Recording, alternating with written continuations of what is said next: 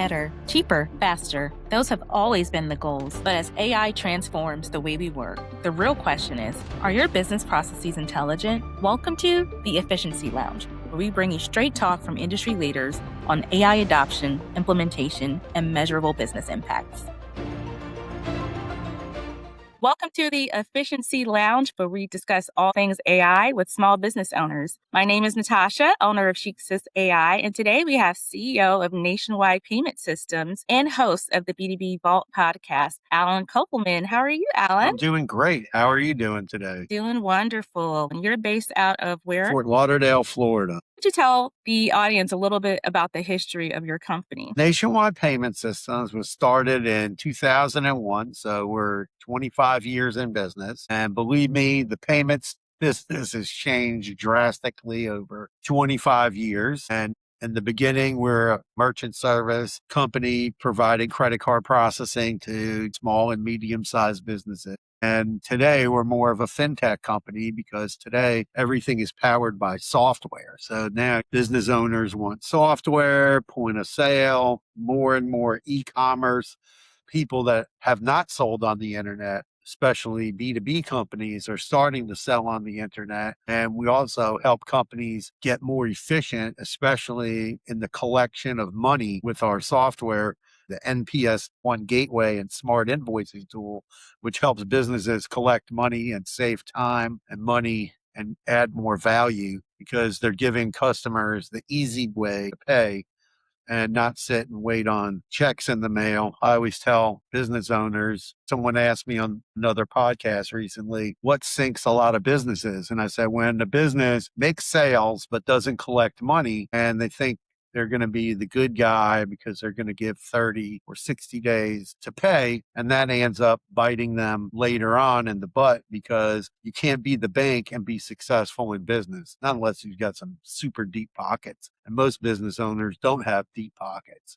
So it's really important to remember that, you don't have to be the bank. Customer needs 30 days. Say, hey, we'll take your credit card, pay us now, and you can pay your credit card company later. And even a lot of credit card companies have where they'll break up the payment for the business owner, like online. I'll go into my Chase credit card. It'll say, oh, eligible for pay in full with zero interest.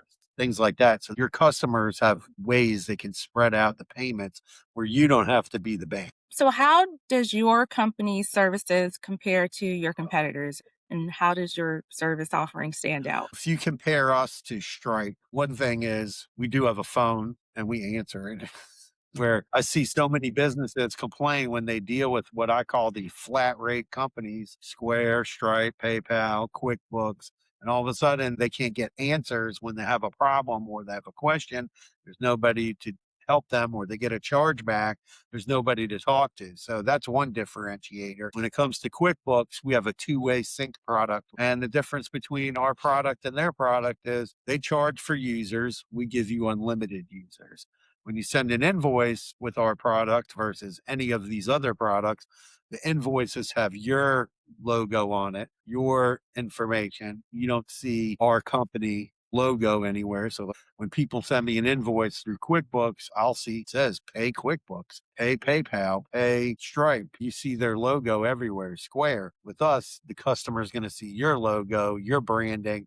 So you're building your business with that customer. You're building that relationship with them. And the other thing that our product does is when you send an invoice from our system and you're using the smart invoicing tool, you can put your terms and conditions of the sale there attached to the invoice, and the customer has to click that they accepted the terms. And if you ever did get a chargeback or you're having a dispute with the customer, you could say, well, you click the terms of the sale and you're able to protect your business. Because one thing I always tell business owners, there's no language you put on an invoice or in a contract that could stop somebody from doing a chargeback. What you can do is make sure that your paperwork, your invoicing system puts you on the side of where you can win a chargeback if one ever happens. Great. So what is your typical customer profile? Who's the ideal person who should be signing up for your services? We deal with a lot of different companies, from startups, people that do B2B sales. They're selling business to business, business to government. We deal with a lot of websites where people are selling products to consumers and businesses through their website, from selling dental supplies, dental equipment, cell phone parts, auto parts. I mean, any kind of parts that you can think of. Ticket sizes ranging from something small as $5 up to somebody processing a credit card for 500,000 to $1 million. So it's a big range, and every business needs something unique because while we can give them our product, they might have a unique thing that they need us to help them with so that their business is protected. And that's what we do. You have to understand, a business that does 100 transactions or 500 transactions, 1,000 transactions, that's one thing. When you jump up and you have businesses doing 50,000, 100,000, 300,000 transactions in a month, they have a whole different level of security that they need, fraud protection, and things like that. So we go over all of that with business owners to make sure that not only are we giving them a system that they can use today, we want the system to grow with them. Can you tell us a little bit more about your role as CEO and what your typical day is like? My typical day, I wake up in the morning. I have a dog, so he has to go for a walk. That's about 2 miles. Even though he's 13, he can still truck a couple of miles in the morning. He's a Jack Russell Pointer mix. His name's Rocky, and he's sleeping on the floor next to me. Rocky comes to the office. So we do the walk, then we check email, check social media, check what the appointments are for the day. I always try to familiarize myself when somebody has an appointment book to go look at their website. If somebody's asking about their website and a product that they're selling and they're having a problem maybe with a credit card processor, that's when we have to go take a look at their website and review for compliance issues like product descriptions. Someone came to me, they were selling honey, and it said there were medical claims in the description. I was like, that's a no-go. That's why you got shut off by your previous processor, because you have to understand. I always joke around. I even talk to lawyers sometimes about credit card processing. You guys don't understand. You think it's Visa and MasterCard, American Express. They're coming at you saying, oh, you can't do this. You can't do that. None of these rules comes directly from them. A lot of these rules come from state, federal, and local agencies. So who are those agencies? The DEA says, oh, you can't sell this. The FDA says you can't sell that. And the FTC says you can't sell this, right? So you have certain websites, you're selling vapes, cigars, CBD, nutraceuticals, vitamins. You have to put disclaimers on your website depending on what kind of business you're in. A lot of people don't realize that. They just launch their business, need the easy button, Stripe, Square, PayPal, and then boom, they get shut off. And those companies are not going to review your site. They just check that you have a pulse. Once you hit $5,000, then they review the site. They go, oh, this guy's selling honey and it says that it's going to cure your acid reflux or something, right? Some wording on there. And that's basically an FTC violation for false advertising and an FDA violation for that matter. So you have to really be careful about description of the products that you have on your website. So, what are you most proud of your team for accomplishing? Listen, we accomplish a lot every day. We're closing in on 400 podcast episodes, and the team in the office helps with that and helps with marketing and making sure that our company is visible. You know, we're up against companies who do billions of dollars a month and can spend more money in one day in advertising than we could spend in a year. So it's super important to have all the networking going on and visibility, blogging, video, marketing that you can do. There's no level playing field when it comes to advertising in 2026. I think if you go back, I'm a business owner for over 30 years. I owned a restaurant, a catering company, a business consulting company that consulted to the hospitality industry, and then got into this business. And if you go back in time, restaurants 30 years ago, you needed to put an ad in the Friday weekend section or wherever people were looking for restaurants. Today, if you said to a restaurant, what's the two most important places for you to be? It's not going to be the white pages, the yellow pages, the newspaper. The answers are going to be Google and getting reviews, my Yelp page and my Facebook page. Even for this business, we started out We had to add in the yellow pages, which did us very well for a long time. And then you move forward, all of a sudden there's no more yellow pages. Now you're dealing with the internet. Then comes social media. I would say social media was funny when you go back to the beginning of Facebook, Twitter, now X, and LinkedIn. It was the wild, wild west of what you could do on there as far as getting your name out, and no roadblocks at all. I mean, you could make a post and then go hit a button and put it in 100 groups. Today you can't do that. They slow you down. They put roadblocks in front of you from doing that. They want you to buy paid ads. And now today we go into 2025, 2026. We were talking before we got on here about AI, right? So now you have to look at, okay, well, where does somebody go to search for questions they have? Oh, I need credit card processing. Who should I call? I have a hair salon or I have an e-commerce business. Where are they typing that? In Google, in Yahoo, Microsoft's browser, right? Where are they asking that question? I guarantee you probably 50% they go look on Google or search engine.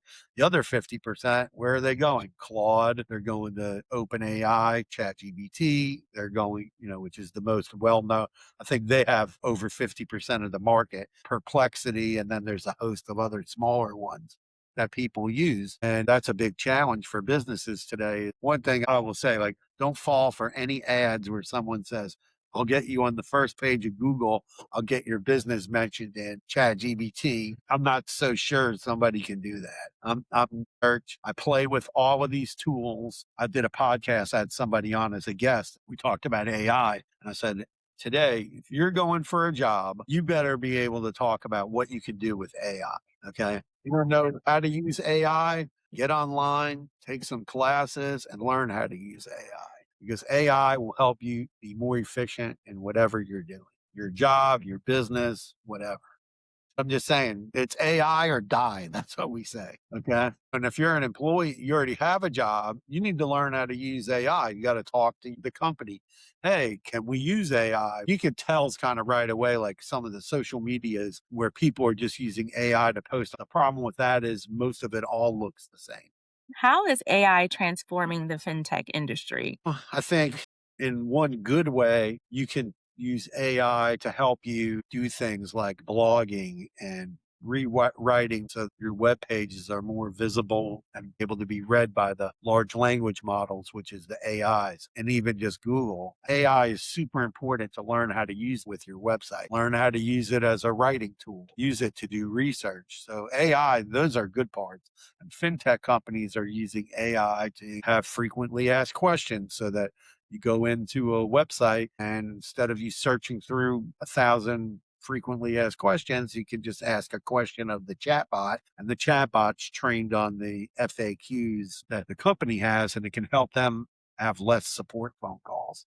Now, there's bad stuff going on with AI, because I will tell you one thing. This is something I'm about to write an article about, and it is the evolution of identity theft and AI and what's going on with that right now. And the biggest danger out there today is your credit. Whether you're just a consumer or you own a business, you need to have credit monitoring turned on. We are seeing the biggest increase in identity theft that we have ever encountered in 25 years in business. Okay. And it's getting worse on a daily basis. And it's really, really bad. And the other thing that's going on is these scammers are using AI to do all kinds of crazy stuff. It was a lot harder to do before AI. These scammers are getting good. If you are a business owner and you ask me this question, what's the number one thing I should do right now? I'm going to tell you the number one and number two. Three things to do. Have credit monitoring. Number two, make sure you claim your Google profile. If you don't claim your Google profile, you are at risk of the worst scam that you could ever see happen to your business. And claim your Yelp profile. If you don't have credit monitoring and you don't claim your Google profile or your Yelp, I literally got off the phone with somebody this morning who was flipping out. They didn't do that. And somebody made an email address. They went in, claimed the Google profile of an existing business, got their Yelp page, changed all the phone numbers to theirs, changed the email address to the scammer email address, and then went out and tried to access this person's bank account. Not only that, they applied for credit card processing, loans, and all kinds of stuff. And we see people sending us applications that are completely fake. The other day, we had one that was a nail salon, and we Googled the nail salon and found three different websites, one of which was the scammer's website. And the scammer also took over their Yelp and their Google because they were unclaimed.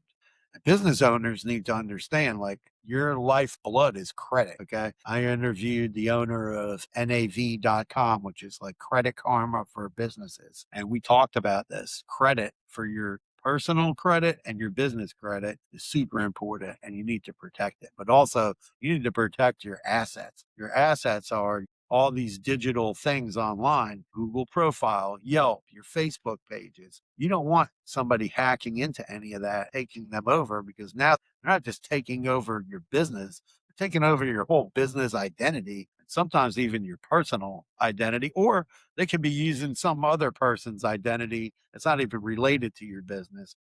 It's definitely a different time where you have to be extra cautious about people committing identity theft. AI has contributed to that. And that's why I want to open up these discussions, because a lot of people have fear around AI and they view it as being negative.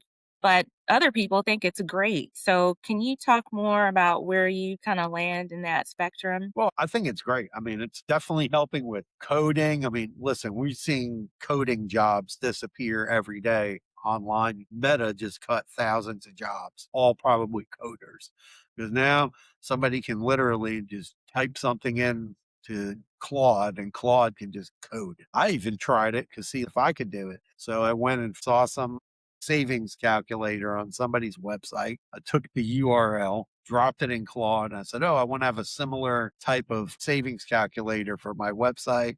Da da da da. Da. Here's my logo. These are my colors. Can you make this for me?" Put it in Claude, and Claude literally 15 minutes later spit it out. Coding, like, and then when I copied and pasted the code, it was about 30 or 40 pages on a Word document. So when you think about that, that's a lot of typing, 30 or 40 pages of typing of a coder. And now Claude can just do that in 15 minutes. That's crazy. Right? But also, when you see coding going so fast, now you have to start to question quality, right? What's the quality of what you're getting? Like, somebody reviewing all this stuff and they're correcting it or whatever they're doing, but are they producing a quality product for somebody to use? And also, I see in Claude slash Anthropic, they started cracking down on people using their tools. They're not authorized resellers because they're linking up software to Claude's API and not doing it in the right way. So that's something else that's going on. If you're not using AI today, you need to learn how to use AI. Ways to learn is experiment with it, try them all out. Try out OpenAI, try out Claude, try out Perplexity, and I would say they're all different. You're not going to get the same output from all three of them. They're just different in what they can do. You might not like what Claude does. If you're doing coding, Claude is probably a lot better than OpenAI right now. But OpenAI also has a Codex add-on for coding. I'm not a coder, so it just depends like what's your level of computer expertise. Can you speak more on your specific company's journey with AI? Any highlights or challenges you've overcome? I don't think there's challenges we're overcoming. I think we're looking at different products today because a lot of companies that you look at, and a year ago, their website was blah, blah, blah, blah, blah, .io. Now, all of a sudden, that same company's website is .ai. So are they selling you automation or are they selling you AI? Right. So a lot of people don't understand what's the difference between automation and what's AI. So automation is one thing, you're automating a process. AI is artificial intelligence. They're not the same. But there's a lot of people selling automation as AI. That's a little misleading. So I think you really have to look at products and do demos and look at different types of companies. And you have to ask a lot of questions. I talk to people because obviously we want to get leads, right? So we're looking at like, oh, what are all these AI companies doing with leads, right? Is there some magic wand somebody's got to get your business leads, right? You want to get leads for your business too, right, Natasha? You think you can use AI for it, but what you have to do is you really have to ask them a question. What are these leads? Are they just reaching into like data axle and pulling out business information out of a free database like that? Are they reaching into some other type of website that's coming up with intent data that they're gathering? And you have to ask them a lot of questions about where they're getting this from. The other thing is, these guys who are doing all this cold emailing, I could show you a dashboard of my back end of my Microsoft 360 account, 365, and we had to put on a filter back there. And like every week, we're blocking 30,000 emails coming into nationwide payment systems. 30,000 emails. Can you just imagine that? Phishing emails, marketing emails that maybe we don't want, fake DocuSign emails, phishing, spam, all kinds of stuff. And also, when I go into my email, sometimes it will say recently created email. And that's one of the things with cold email. Google, Gmail, and Microsoft, they're picking up these signals now and they're blocking those emails from getting into person's inbox. They're not even hitting they're not hitting junk. They're just going ether. And yeah, and you could waste thousands of dollars doing cold email. I mean, I've seen some crazy stuff going on. What advice would you have for a small business owner that is hesitant to implement AI into their business processes? It's like hiring an employee, right? What do you want it to do? And then you got to figure out who can make that or who already has something out of the box that you can use that would help you be more efficient. Like you're all about efficiency. So that's what AI is. AI is increasing efficiency. So how could you increase your efficiency with your business? I mean, if you're a restaurant, sure, you could take your menu, stick it in AI as an example, right? And say, okay, based on my prices and my menu and the surrounding area, let's say 10 or 12, 15 miles, how are my menu prices compared to my competitors? I guarantee you, OpenAI will spit out a report letting you know and could even give you a spreadsheet of everybody's prices in all the restaurants that are around you to see if you're competitively priced. There's a ton of things you could do. What it will do is just unbelievable. And you have to experiment with it and try it out. You could even take all your sales, let's say at a restaurant, I'd use that as an example because there's a lot of it where you have a retail store and you have a bunch of employees in there. You could take your schedule, put it in AI, then you could get your sales data that's broken down by the hours of the day for like a whole week or a whole month. Then you could say, compare my schedule to my sales and how can I make my scheduling more efficient? There's a lot of information that you can literally get out of AI if you just experiment with it. That's the only way to do it is to learn how to use it and learn what it will do and what it won't do. But it can analyze things like documents. Let's say, I'll give you another example. By my house, they're trying to build 500 townhomes on the golf course. And it's a constant fight between my neighborhood and the city. And they put out these documents and they're hundreds, if not thousands of pages long. Well, I don't have time to sit around and read a 400, 500 page report. So I get that report, I download it to my computer, stick it in OpenAI, say, hey, I need a synopsis on this, and then ask it a bunch of questions like, how is this going to affect my neighborhood? Is there anything in here I should know about? Like, I'm very interested in the environmental report. What's in the environmental report? And it will tell you everything. Or let's say you're going to sign a contract and you're going to sign a contract with somebody to do something for your business. You can take the contract or the lease and put it in there and go, what are my liabilities? What am I responsible for? Am I responsible for the air conditioning? Or am I going to have to pay for water? Do I have to supply my own dumpster? You can ask it a whole bunch of different questions and it'll give you the output. That's like before you send it to a lawyer so that you don't waste the money on paying a lawyer $200, $300 an hour to read over a contract. You can go through the contract and find the deficiencies, or you might say, well, I don't want to rent this place. I'm responsible for an air conditioner that's 15 years old. I don't feel I should be doing that. You have to ask it the right questions to get the output. Exactly. And there's different ways of using it. I prefer the approach where you can use your AI like a personal assistant. You may increase your productivity 3, 4, maybe even 10x if you learn how to use it. So I like to put the message out there that AI can be used for positive purposes and people don't have to be afraid of it. No, I mean, I'm just saying you have to experiment with the tools to see what the tool can do and if it will be efficient for what you want to use it for. Like there's some AIs that can read your email and then tell you which emails you need to respond to right away. Things like that, which is good. Totally agree with you. Alan, thank you for your time today. Is there anything else you want to let our listeners Now, know? if you want to find out more information about nationwide payment systems, you can go to nationwidepaymentsystems.com, book a strategy call. It's all free. We don't charge you to give you a consultation. Also, you can go look at our solutions page and look at our smart invoicing tool. We have a savings calculator there, completely free. You can even upload a statement. We'll give you a free analysis back. We use AI to do that. Does a whole bunch of different checks on your merchant statement to see if you're using this correct SIC code, getting the best interchange. We check for junk fees and all kinds of different things, and we can tell you what's going on with your business. You can look me up on LinkedIn, Alan Kopelman, and you can check out the podcast, B2B Vault, everywhere you listen to podcasts. Great. As always, I'm Natasha, your host, owner of Chic Assist AI. If I can be a resource to you, please reach out. Alan, it's been a pleasure and thank you for your time All today. right. Thank you for having me on the podcast today, Natasha. No problem. Take care.